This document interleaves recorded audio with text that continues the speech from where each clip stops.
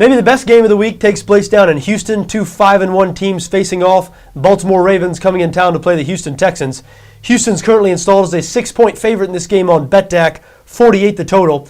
Now the Texans, of course, were undefeated before last week's game. Heading into that game last week, a lot of people had them pegged as the best team in the NFL, but they were beaten handily at home by the Green Bay Packers. They allowed 42 points in that game, and I think now a lot of people are questioning this Houston Texans defense.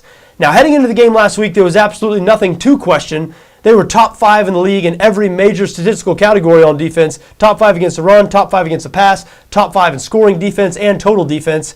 However, when you look at their schedule a little closer, in their first 5 games, they won all 5 of those games, of course, 4 of the teams they played really struggle on offense. Specifically, they really struggle to pass the ball. I'm talking about the Miami Dolphins, the Jacksonville Jaguars, the Tennessee Titans, and the New York Jets. Those were 4 of Houston's first 5 opponents. Now, the only team in that stretch they played who could throw the ball was the Denver Broncos, and Denver passed for 330 yards on them. So now through 6 games, we've seen the Texans play 2 teams who are considered good passing teams, and those 2 teams have thrown for 330 and 338 yards on them. Aaron Rodgers, of course, 338 last week and 6 touchdowns. So I think it's time to start wondering about this Houston secondary. I'm not saying they're bad by any means, but I don't think this secondary is elite like we were calling him coming into last week's game.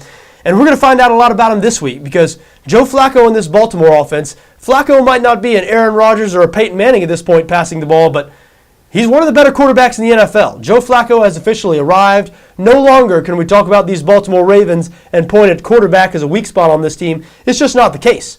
Joe Flacco, I think, now a legitimate top 10, top 12 quarterback, and he'll need to have success against this Texans defense if the Baltimore Ravens have a chance to win because Baltimore's defense has some serious problems right now. This Ravens defense obviously has a big reputation. We always think of them having a great defense. Last year, top 5 in the league once again. However, this year, 26th in the league in total defense right now, and they were dealt some serious blows last week. Starting cornerback Ladarius Webb out for the season with an injury, and even more critical, Ray Lewis. The heartbeat of that team, the heartbeat of the defense, the captain of the defense, Ray Lewis, the undisputed leader of that team. He might not be quite what he once was in terms of athletically anymore, but still playing the middle linebacker position at a high level. He will be gone for the rest of the year with a torn tricep. Is that the end of Ray Lewis's career? He's 37 years old now. We might never see him play football again, which would certainly be unfortunate. But without Ray Lewis, without Ladarius Webb, this Ravens defense was already struggling. What are they going to look like now? Now, there are rumors that Terrell Suggs might be back for this game. Terrell Suggs, of course, last year's Defensive Player of the Year, tore his Achilles in April. Nobody expected him back this quick. People were still looking at November as possibly the earliest return date for Suggs. But there are rumors, again, apparently Suggs is going to have a bunch of friends and family at the game.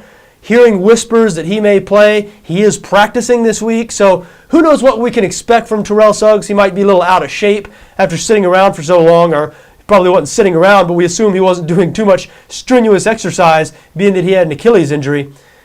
Still, it would be a huge lift for this Ravens defense of Terrell Suggs, who, Ray Lewis has been their emotional leader for years now, but Terrell Suggs had really developed into their best player. Again, he won NFL Defensive Player of the Year last year.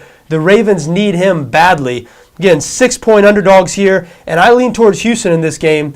The Ravens feel like, to me, that they're ripe for a beating. Right? And when I say beating, I don't mean necessarily a blowout loss, but the Ravens seem like they're due to lose. They've been a little overvalued here recently, despite the fact they're 5-1. They're 0-4 against the spread in their last 4 games, 2-4 overall this year. So it's been a while since the Ravens have covered a number.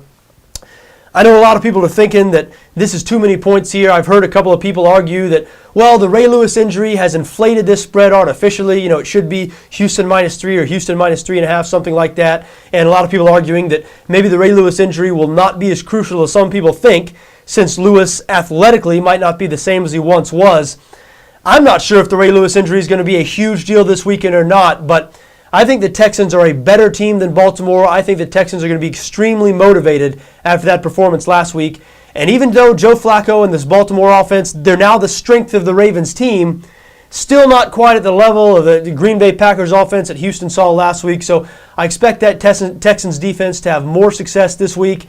And the Houston offense, which hasn't been talked about enough. Not talked about enough as a great offense, maybe because they don't put up the kind of numbers New Orleans or a Green Bay or New England. but still extremely balanced. Houston, they run it as well as they pass it. They're going to be able to have a lot of success, I think, on this Baltimore defense. And even though 6 is a pretty big number to be given a 5-1 team, I do lean towards Houston in this game, -6. And I'm leaning right now towards making this one of my plays for the week. Now, of course, still early in the week. We released those on Saturday here on BETDAQ NFL. 2-1 last week in the NFL, 5-1 overall. If the Chargers hadn't have blown that game on Monday night, it would have been a perfect 6-0 weekend. So hopefully we can continue that success this weekend. As of now, I think that Houston -6 might be one of my plays.